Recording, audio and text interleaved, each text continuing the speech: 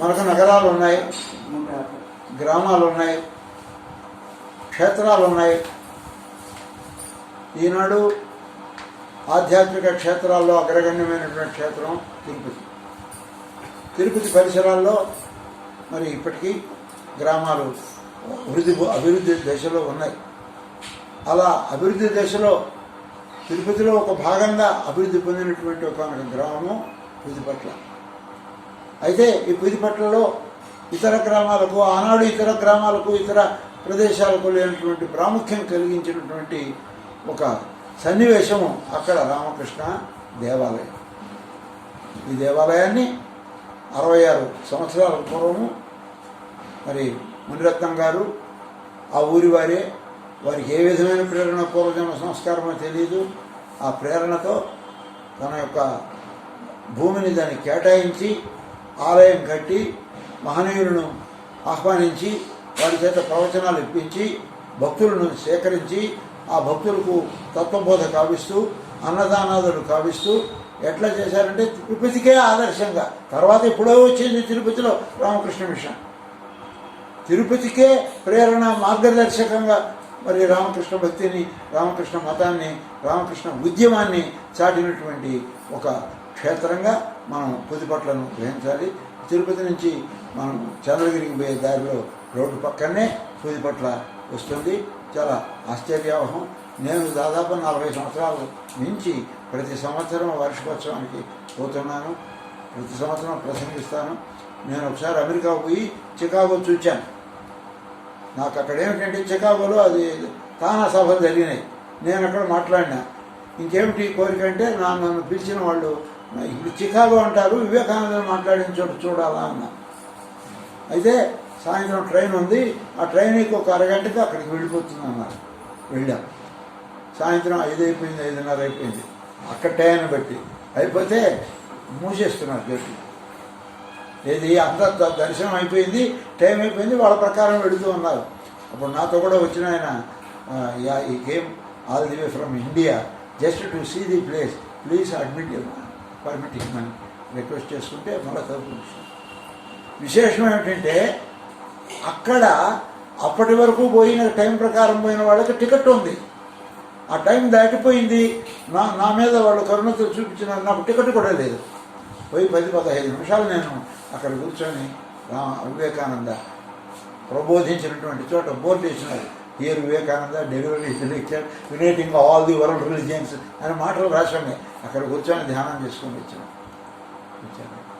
అటువంటి ఈ విషయాన్ని పుదిపట్లలో 1-2 సార్లు నేను చెప్పి కూడా ఉన్నాను. కాబట్టి పుదిపట్ల ఆశ్రమం యొక్క ఆ సంప్రదాయాన్ని పోనీయకుండా మరి వారి కుమారులు సుబ్బరాయులు గారు, వాళ్ళు ముఖ్యులైనటువంటి వాళ్ళందరూ కూడా చక్కగా ఆ పురోగతిని కనిపింపజేస్తూ పూజాదులు నిర్వహిస్తూ మతాన్ని ప్రచారం చేస్తూ వివేకానందుని యొక్క ఆదర్శాన్ని ఇప్పటికీ మరిచిపోకుండా ప్రచారం చేస్తున్నారు. కాబట్టి వారి పట్ల మనం అందరము కృతజ్ఞులుగా ఉంటాం.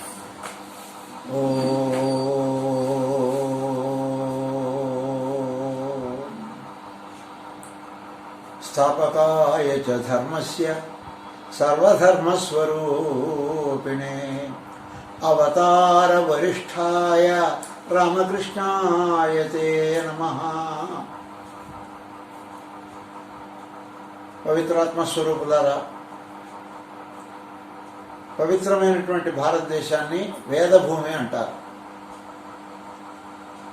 అలాగే ఆర్షభూమి అని చెప్పడం కూడా కద్దు. సనాతన ధర్మానికి నిలయమైనటువంటి భూమిగా ప్రసిద్ధమైనటువంటి ఈ భారతదేశము, దీని నాగరికత, దీని సంస్కృతి ఇప్పటివి కావు, చాలా ప్రాచీనమైనవి. విదేశాలలో ఏ విధమైనటువంటి సంస్కారము ఉత్పన్నం కాలేదు అన్నటువంటి రోజుల్లో అన్ని విధాల సంస్కృతికి, అన్ని విధాల పురోగతికి ఆధారభూతమైన జ్ఞాన విజ్ఞానాల కేంద్రమైన దేశంగా మా భారతదేశము ప్రసిద్ధి చెందింది. కానీ చక్రార పంక్తిరివ గచ్చతి భాగ్యపంక్తి అని ఒక మాట ఉన్నది. ఒక చక్రం ఉంటుంది, ఆ చక్రానికి చుట్టూ బండి కమ్మి ఉంటుంది, ఆ కమ్మి చక్రం తిరుగుతూ ఉంటే కిందికి పైకి పోతూ ఉంటుంది, ఒకే చోట ఉండదు తిరిగినంతకాలం. ఆ ప్రకారంగా ఒక వ్యక్తి జీవితంలోనైనా ఒక దేశం యొక్క చరిత్రలోనైనా కిందు మీదులు సహజంగా ఏర్పడతాయి. ఎల్లకాలము ఒకే స్థితిలో ఉండదు.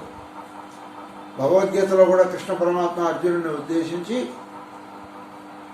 పూర్వం రాజులు అనుష్ఠించినారు ఈ మార్గాన్ని, అది సకాలేనే మహత యోగో నష్ట, కాలక్రమంలో యోగం నశించింది, మళ్ళీ ఆ యోగాన్నే నీకు చెప్పాను అర్జున అని చెప్పలేదా?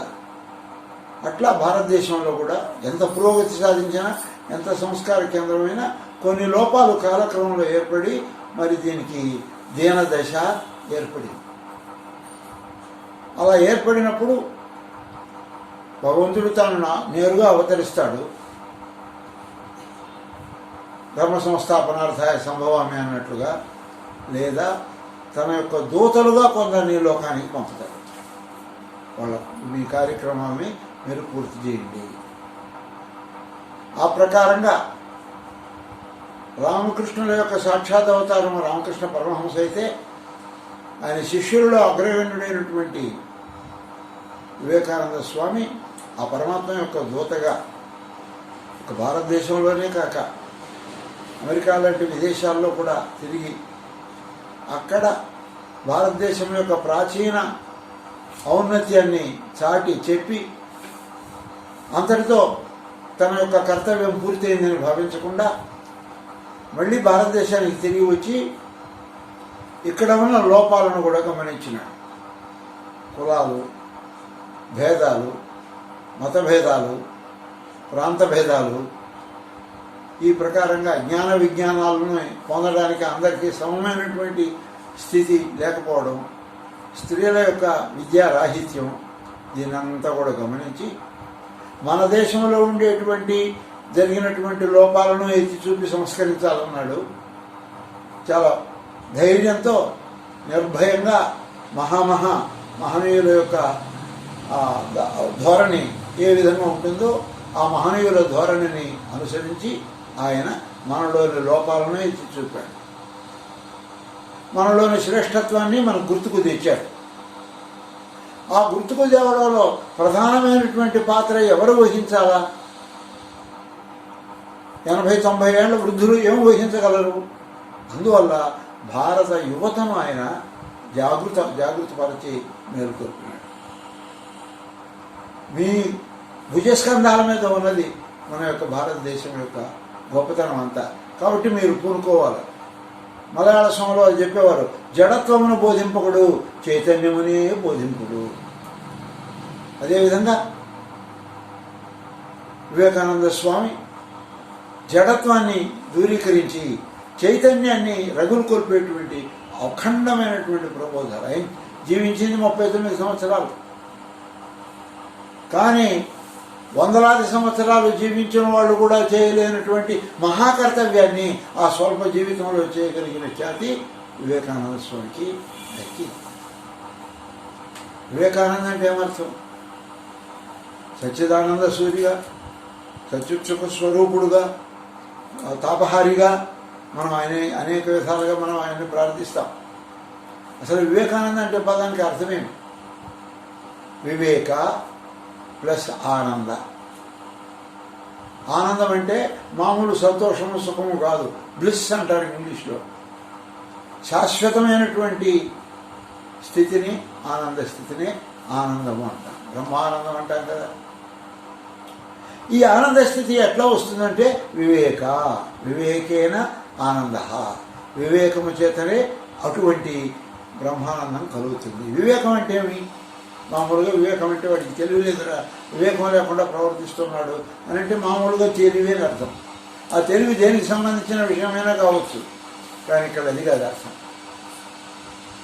వివేకం అంటే ఆధ్యాత్మిక పరంగా మనం అర్థం చేసుకుంటే వివేక ఆత్మానాత్మ వివేక. ఇది భగవద్గీతలో 2వ అధ్యాయంలో చెప్పినాడు. అదే ప్రకారంగా కఠోపనిషత్తు మొదలైన ఉపనిషత్తులు మరి బాగా ఘోషించి వివేక ఇది ఆత్మ, ఇది అనాత్మ. నీవు ఆత్మస్వరూపుడువే కానీ అనాత్ముడు కాదు. ఈ శరీరం నువ్వు కాదు, ఇది అనాత్మ. స్థూల సూక్ష్మ శరీర ఉన్నాయి కదా కారణ శరీరాలు, అవి అనాత్మ, ఆత్మ కాదు. వీటికి అతీతమైనటువంటిది ఆత్మ. దానికి చావు పుట్టుకలు లేవు. అది నిత్యమైనది, అది శాశ్వతమైనది, అది సుఖస్వరూపమైనది, దాంట్లో దుఃఖలేశం కూడా ఉండదు అని ఆ ఆత్మస్వరూపంకు సంబంధించిన తెలివి ఏదైతే ఉన్నదో అది నిజమైనటువంటి వివేకం. శంకరాచార్యుల వారు వివేక చూడమని అనే గ్రంథం రాశారు. అక్కడ ఈ ఆత్మానాత్మ వివేకాన్ని గురించి, వివేక శబ్దాన్ని గురించి ప్రస్తావించినారు. నరేంద్రుడు ఆయన మొదటి పేరు. నిజానికి నరుల్లో ఇంద్రుడే. నరులు మనమంతా నరులమే. ఇంద్రుడు అంటే అక్కడ శ్రేష్ఠుడు అని అర్థం. మానవ శ్రేష్ఠుడు, నరశ్రేష్ఠుడు. ఆ తర్వాత ఆయన వివేకానందుడుగా ఖ్యాతికి వచ్చినాడు. కాబట్టి నిద్రాణమైనటువంటి జాతిని మేల్కొల్పినటువంటి, ముఖ్యంగా ఈ భారము, ఈ కర్తవ్యము యువకుల మీద ఆధారపడి ఉన్న యువతను మేల్కొల్పినటువంటి మహామహిమ సంపన్నుడు వివేకానంద స్వామి. ఇప్పుడు సన్యాసులు ఉన్నారు, పూర్వం సన్యాసులు ఉండేవారు. కానీ సన్యాసి అంటే ఈ రోజున యువ సన్యాసిగా, ఆదర్శ సన్యాసిగా, ఆధ్యాత్మిక జాగరణ కల్పించినటువంటి సన్యాసిగా మనం వివేకానంద స్వామినే ప్రధానంగా స్వీకరిస్తాం. దానికి తగిన ఆ రాముడు ఎవరో, పూర్వం కృష్ణుడు ఎవరో, ఆ రామకృష్ణుడే ఇప్పుడు రామకృష్ణుడుగా వచ్చినాడు అని సాక్షాత్ అవతారమూర్తి ఆయన. ఆయన శిష్యవరేణ్యుడు వివేకానంద. ఇది మన అదృష్టం. ఈ కాలంలో అలాంటి మహనీయులు అవతరించి మన యొక్క పూర్వస్థితిని మనకు ఎరుకపరిచి మనలను జాగృతులను చేయడం అనేటువంటిది నిజంగా మనం చేసుకున్నటువంటి అదృష్టం. మలయాళ స్వామి అంటారు, వివేకానందుడు శాశ్వత ఆత్మస్వరూపము నుండి మాట్లాడినాడు. ఆయన చెప్పిన ప్రబోధాలకు ఒక కాలానికి పరిమితి అనేది లేదు. అవి నిత్యములు, అవి సజీవములు. ఆయన శాశ్వతాత్మ నుండి వచ్చినటువంటి ప్రబోధాలు, అవి అందరూ పాటించదగినవి అని ధర్మోపన్యాసాలు అనే గ్రంథంలో స్వామి వారు రాసి ఉన్నారు. అటువంటి వివేకానంద స్వామి ఎన్నో ధర్మబోధలు చేశారు. ముఖ్యంగా మనం గుర్తించవలసింది ఆయన అమెరికాలో చికాగో నగర సభను గురించి ప్రస్తావించాలి. విశ్వమత మహాసభ జరుగుతోంది చికాగోలో. ఆయా మతములకు రిప్రజెంటేటివ్స్, ప్రతినిధులు పోతూ ఉన్నారు. అప్పుడు ఎవరినా ఒకరిని ఇక్కడి నుంచి ఒక ప్రతినిధిని పంపితే బాగుందనే అభిప్రాయం ఆనాటి పెద్దలకు కలిగింది. దానికి వివేకానందుడు అంగీకరించినాడు. పంపించడానికి కొందరు సిద్ధమైనారు. ఆ రోజుల్లో విమానాలు కూడా లేవు, పడవల్లోనే ప్రయాణం చేయాలి, నెలల తరబడి ప్రయాణం సాగించాలి. అట్లా సాగించి ఆయన అమెరికా చేరుకున్నాడు, చికాగో చేరుకున్నాడు. విశ్వమత మహాసభ ప్రారంభానికి అక్కడే ఉన్నాడు.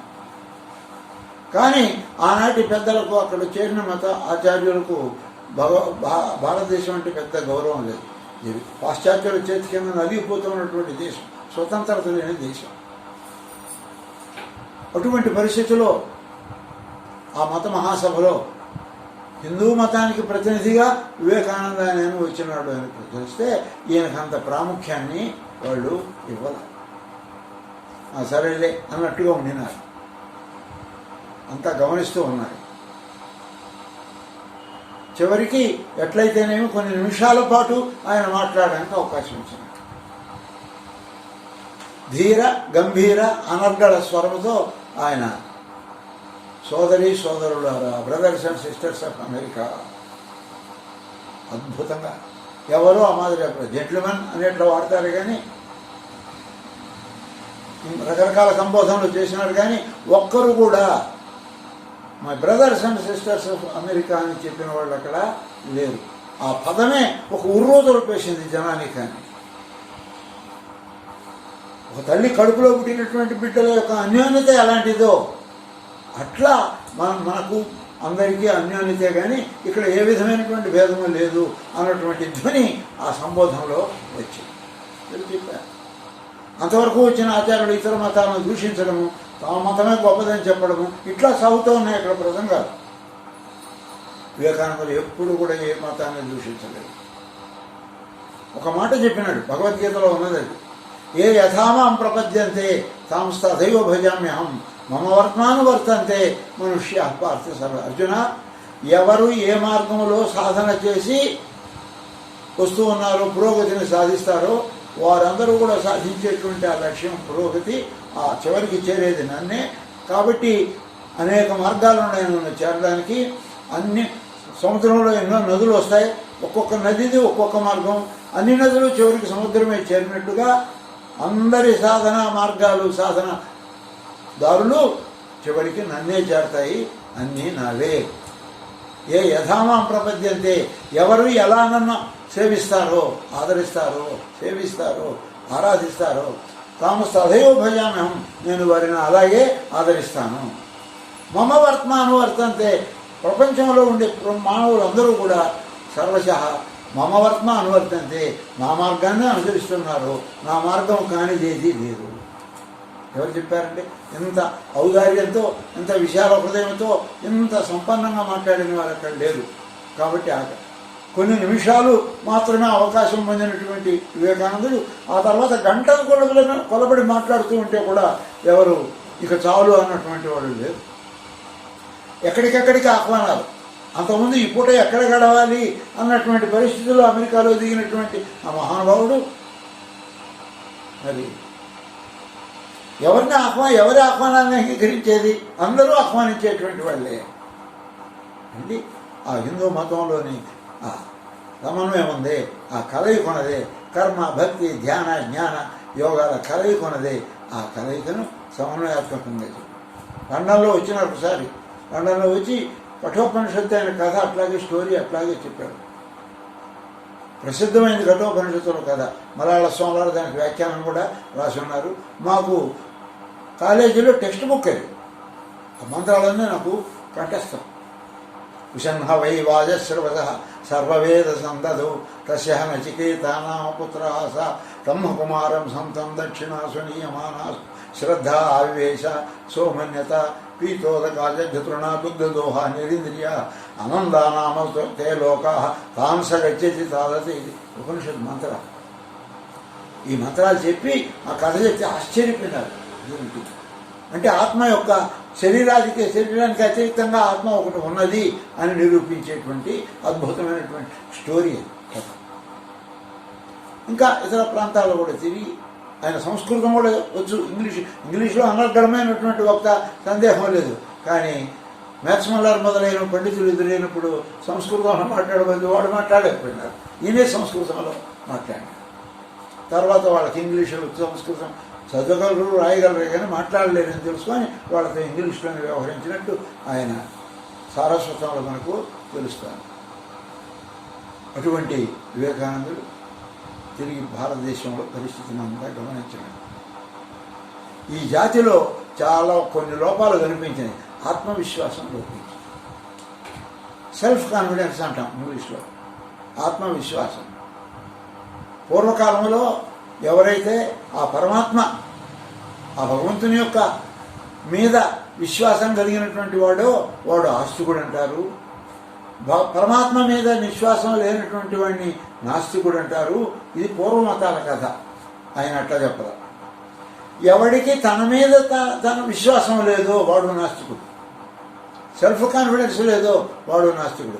ఎవడు ఆత్మవిశ్వాసంతో ఈ పనిని నేను చేయగలను, సాధించగలను, నాకు ఆ ధైర్యం ఉన్నది, నాకు ఆ శక్తియుక్తులు నాలోనే ఉన్నాయి అని తనను తాను ప్రేరేపించుకొని చేయగలడో వాడే ఆస్తికుడు. తన మీద తనకు నమ్మకం లేనివాడే నాస్తికుడు అని చెప్పినారు.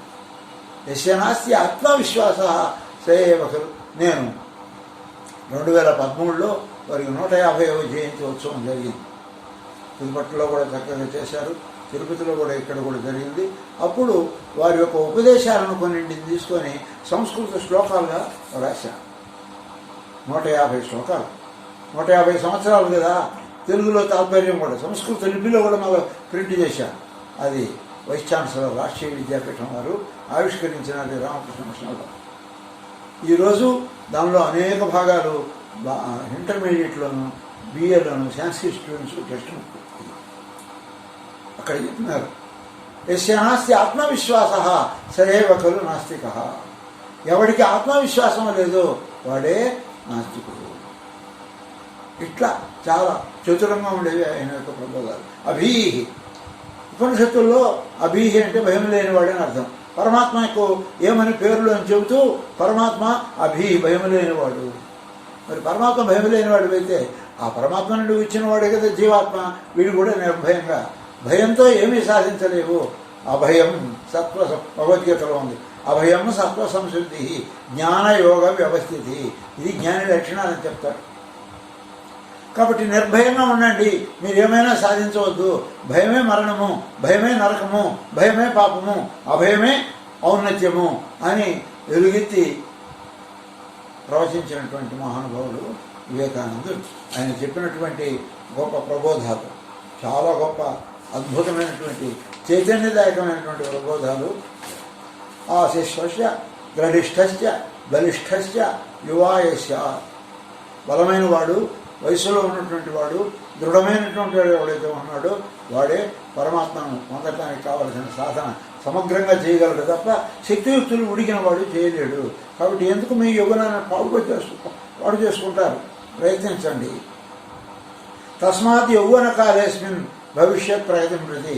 రాబోయే ప్రగతి మీకు కావాలంటే వయసులో, యుక్త వయసులో ఉండగానే మీరు ఆ కార్యాన్ని సాధించండి. ఎందుకంటే చెప్తారు, ఈ భగవద్గీతలు, ఈ ధ్యానాలు, ఇవన్నీ వార్ధక్యంలో అంతా ఉడిగిపోయిన తర్వాత కానీ ఈ వయసులో ఎందుకనే వాళ్ళు కొందరు ఉంటారు. వాళ్ళ గురించి ఒక కథ చెప్తారు, చిన్న స్టోరీ. ఒకరికి జబ్బు వచ్చింది, ఏ డాక్టర్ దగ్గర నయం కాల.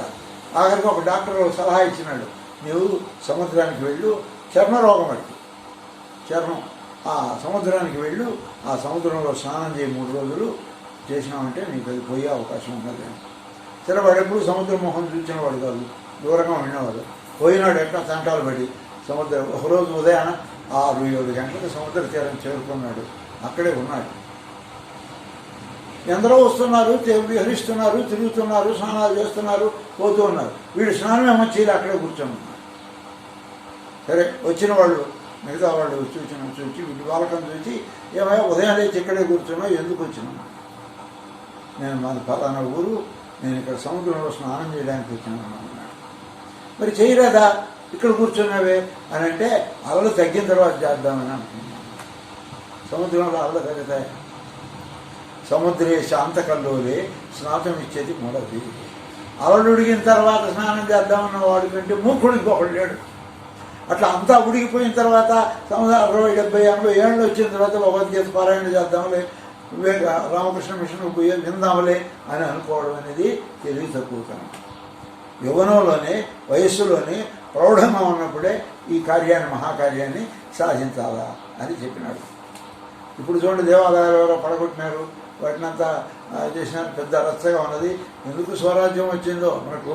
అందుకే స్వామివారు, మలయాళ స్వామివారు చెప్పారు, స్వరాజ్యంతో తృప్తి పడొద్దు, స్వరాజ్యాన్ని సాధించండి, మోక్ష సామ్రాజ్యాన్ని, సమభావాన్ని పెంపొందించుకోండి. వివేకానందుడు ఆ విషయంలో ఏం చెప్పినాడు ఈ దేవాలయాల విషయం? ప్రస్తుతానికి పనికొచ్చేది. దేవాలయాస్తే సద్గ్రంథా, చూసినారా? ఆలయాస్తాస్తే విగ్రహా సహకారిణ ఏతేస్యు ఆధ్యాత్మిక పురోగతి. వివేకానంద, నీవు ఆధ్యాత్మికంగా పురోగతిని, ఔన్నత్యాన్ని సాధించాలంటే దేవాలయాలు పనికొస్తాయి, సాధనాలు, మంచి గ్రంథాలు సహకరిస్తాయి. అంతేకాదు దేవాలయం నుండి విగ్రహాలు కూడా. ఇప్పుడు ఆర్య సమాజం విగ్రహారాధన పక్కన పెట్టింది, మరొక విధంగా పోయినాడు దయానంద స్వామి వారు. రామకృష్ణ పరమహంస విగ్రహారాధన ప్రాముఖ్యం ఇచ్చాడు కదా ఈ మిషన్లో కాబట్టి విగ్రహాలు, ఆ విగ్రహాన్ని గుర్తుగా పెట్టుకొని తద్వారా ఆ ధ్యానంతో, సాధనతో పురోగతిని ఎంతైనా సాధించవచ్చు. కాబట్టి దేవాలయాలు అవసరమని వివేకానంద ఈ మాటను కోట్ చేసినట్టుగా మన వాళ్ళు ఎక్కడ చెప్పడం అని వాళ్ళకి తెలియదు. ఈ మాట వివేకానందని యొక్క మాట.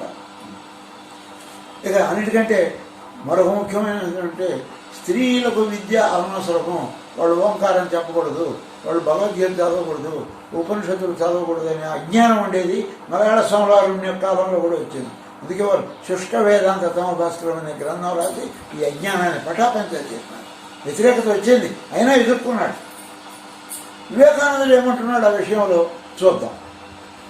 మాతా భారతదేశేస్మిన్ ఆదర్శ మహిళా స్మృత.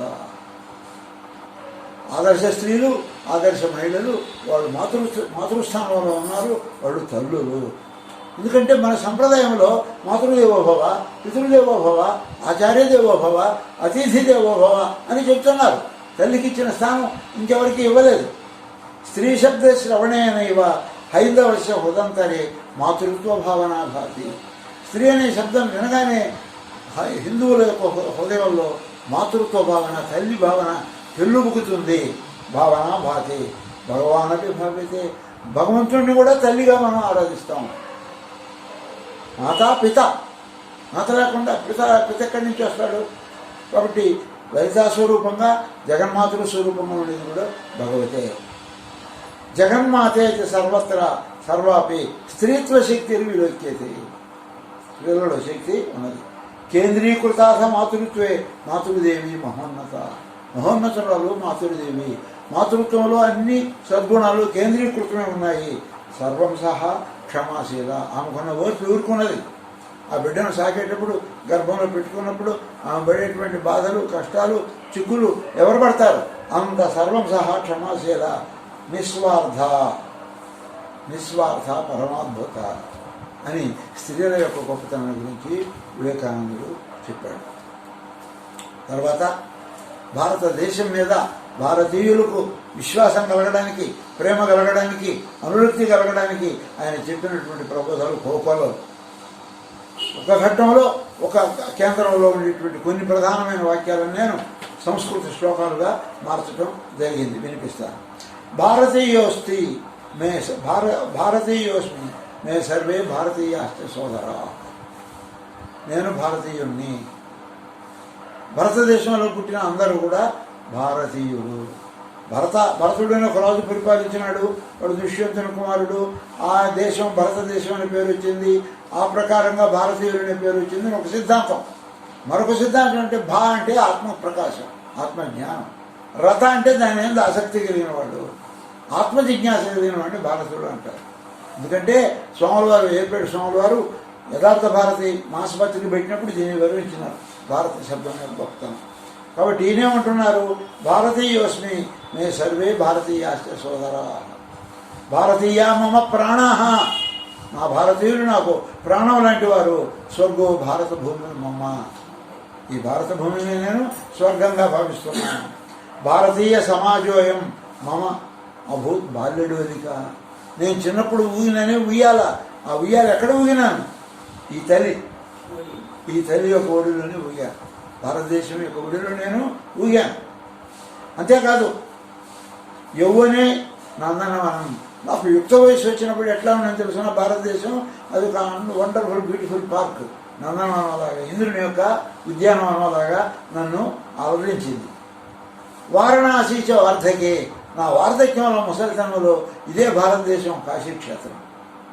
పూర్తిగా భగవదంకితమైనటువంటి భావన. శ్రేయో భారతదేశస్య మమ శ్రేయ. ఈ దేశానికి శ్రేయస్సు మంచి కలిగిందంటే నాకు శ్రేయస్సు కలిగినట్టుగానే, నాకు దేశానికి తేడా లేదు. ఇది మత్వా సదా కుర్యాత్ భగవత్ ప్రార్థన అని భావించి సదా భగవంతుని యొక్క ప్రార్థించడానికి సిద్ధంగా ఉండాలి. ఏమని ప్రార్థించాలి అది కూడా చెప్పినాడు ఆయన. మహేశ్వర, జగన్మాత ఇద్దరిని ప్రారంభించాలి. ఓ మహేశ్వరి లేదా మహేశ్వరి అనొచ్చు. జగన్మాత మహ్యం ధైర్యం ప్రయచ్చ. నాకు ధైర్యం, నిర్భయత్వమే, ఉత్సాహమే, సాహసమే, త్యాగమే, ఈ భేదభావన అంతా లేకుండా చేయి. దూరీకృతమే మహ్యం ధైర్యం ప్రయచ్చతం. దూరీకృతమే తన్మే దౌర్బల్యం. నాలో ఉండే దౌర్బల్యాన్ని దూరీకరి. దౌర్బల్యమే నరకమో మరణం అంటాడు. భగవద్గీతలో కూడా చెప్పిందే. కుతస్వాకస్మరమిదం విషమే సముపస్థితం అనారే దృష్టం అస్వర్గ్యం అకీర్తికరమర్జున. ఇక్కడ ఒక విశేషం ఉంది. భగవద్గీతకు వ్యాఖ్యానం చేసిన ఆచార్యులు ఉన్నారే, వాడు ప్రథమ అధ్యాయం విషాదం పీఠిక, ద్వితీయాధ్యాయంలో 11వ శ్లోకం నుండి భగవద్గీత స్టార్ట్ అవుతుందని చెప్పారు.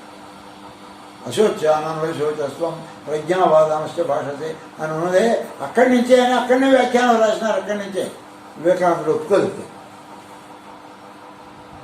ఎక్కడుందంటే క్లైప్యమాస్మకం అపార్థ నైతత్వయ్య ఉపపద్యతే. ఈ క్షుద్రమైన హృదయ దౌర్బల్యం నీకు ఎందుకు వచ్చింది? ఈ నపుంసకత్వం లేదు, పనికిరాదు ఏ అని 2 శ్లోకాల్లో ఈ 11వ శ్లోకానికి ముందే ద్వితీయాధ్యాయంలో కృష్ణ పరమాత్మ అర్జునుడిని ఉద్దేశించి చెప్తాడు.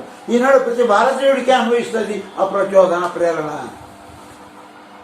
క్లైప్యమాస్మకం అపార్థ నైతత్వయ్య ఉపపద్యతే క్షుద్రం హృదయ దౌర్బల్యం త్యక్వా ఉత్తిష్ట పరంతట. లే ఉత్తిష్ట అని చెప్పే వాక్యం బాగా తెలుసు మనకి. ఉత్తిష్ట జాగ్రత్త ప్రాప్య వరాన్ని బోధత. Arise awake stop not till the goal is reach. ఈ ఉత్తిష్ట ఎక్కడి నుంచి తీసుకున్నాడు? కఠోపనిషత్తులో ఉన్న వాక్యం. వివేకానంద సొంత వాక్యం కాదు. ఉత్తిష్ట జాగ్రత్త అనేది కఠోపనిషత్తులో యముడు నచికేతుడికి చెప్పేటువంటి ప్రబోధంలో ఒక చోట వస్తుంది. చాలా గొప్ప విషయం. అందువల్ల సదా కుర్యాత్ భగవత్ ప్రార్థన తదా తత. తర్వాత మీలో మీకు భారతీయులకు వాడు కులం వేరు, వీడి కులం వేరు, వాడు తక్కువ వీడు ఎక్కువ, ఈ విధమైనటువంటి ప్రాంతం వేరు, భాష వేరు, ఇట్లా తేడాలు ఉన్నాయి. ఒప్పుకోవాలి. కులే మతే యుష్మాభి త్యక్వా భిన్నత్వ భావన. వారు వేరు వీరు వేరు అనేటువంటి భావనను వదిలిపెట్టండి. అంబేద్కర్ ఈరోజు నిన్న చెప్పినాడు ఏమిటి? ఎప్పుడో ఈ విషయాన్ని బుద్ధుడు చెప్పినాడు. వర్ణ వ్యవస్థను ఒప్పుకోలేదు బుద్ధుడు. స్త్రీలకు సన్యాసాధికారం ఇచ్చినాడు ఎప్పుడో బుద్ధుడు. ఈరోజు రమణ మహర్షి కూడా చెప్పినాడు వాళ్ళు సన్యాసించవచ్చని. ట్రెడిషను సంప్రదాయం అంటే మూఢ విశ్వాసంతో కూడిన సంప్రదాయం కాదు. వివేకానందుడు చెప్పిన మార్గంలో ఉండే సంప్రదాయం ఏదైతే ఉన్నదో అది నిజమైనటువంటి సంప్రదాయం. కాబట్టి కులే మతే యుష్మాభి త్యక్వా భిన్నత్వ భావన. వారు వేరు వీరు వేరు అనేటువంటి భావన వదిలిపెట్టి నిర్ధనానం అనాథానం. అనాథలు ఉన్నారు, నిరుపేదలు ఉన్నారు, అనాథలు ఉన్నారు, దరిద్రులు ఉన్నారు. సేవా కార్య దయా పరేహి. వాళ్ళకి సేవ చేయడమే నీ యొక్క కర్తవ్యం. మానవ సేవే మాధవ సేవ అంటారే. వివేకానందుడు చెప్పిన మాటే అది. కఠోర బ్రహ్మచర్యస్య పాలనే. బాలకులు ఉన్నారు, పిల్లలు, వీళ్ళకి మనశ్చాంచల్యం తగదు. మీరు బ్రహ్మచర్యాన్ని పరిపాలించినానంటే ఎంత ఘనకార్యాన్నైనా సాధించగలరు. నేనే దీనికి ఉదాహరణ. శ్రద్ధా విశ్వాస సంపూర్ణ భవంతి న విస్మరే. మీకు శ్రద్ధా విశ్వాసాలు కార్యకరణ శూరత్వం అబ్బాలి అంటే మీరు బ్రహ్మచర్యాన్ని విధిగా పాటించాలి అని చెప్పినాడు.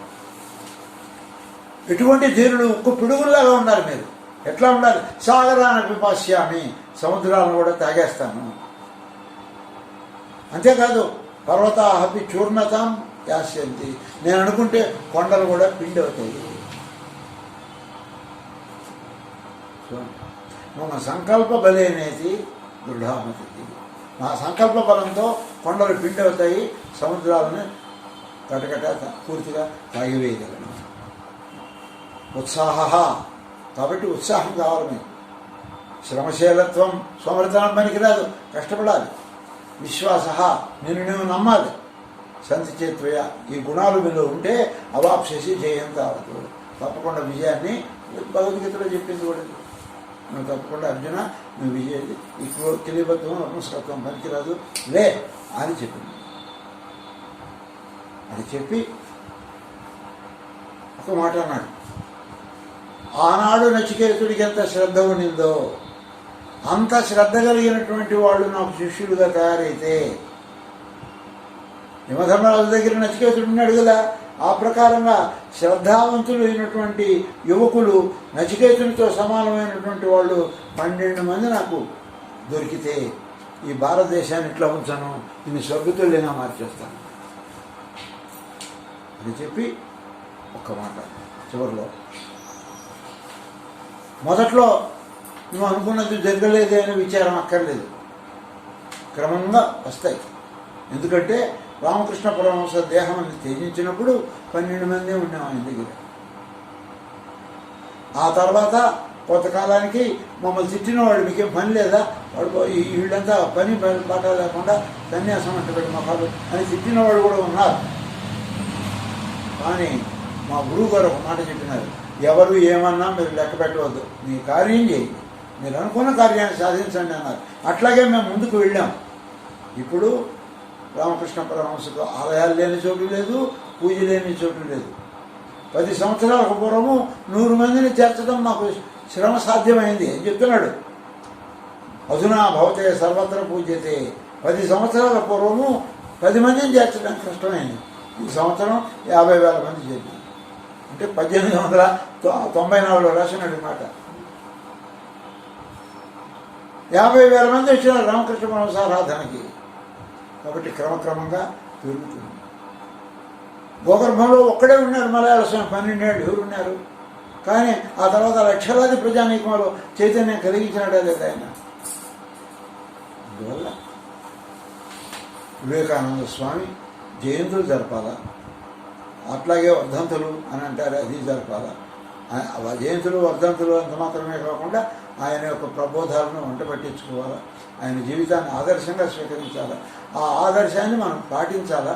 పాటించి భారతదేశం యొక్క ఔన్నత్యాన్ని, ఇది నిజంగా వేదభూమే, ఇది నిజంగా ఆర్షభూమి, ఇది నిజంగా పవిత్రమైనటువంటి భూమి అనేటువంటి మాటను ప్రపంచానికి నిరూపిస్తే ఈనాడు ఉన్న ఈ ఆచరణలు ఇవన్నీ కూడా కోరైపోతాయి అని వివేకానంద స్వామిని మనం సదా పూజించాలి.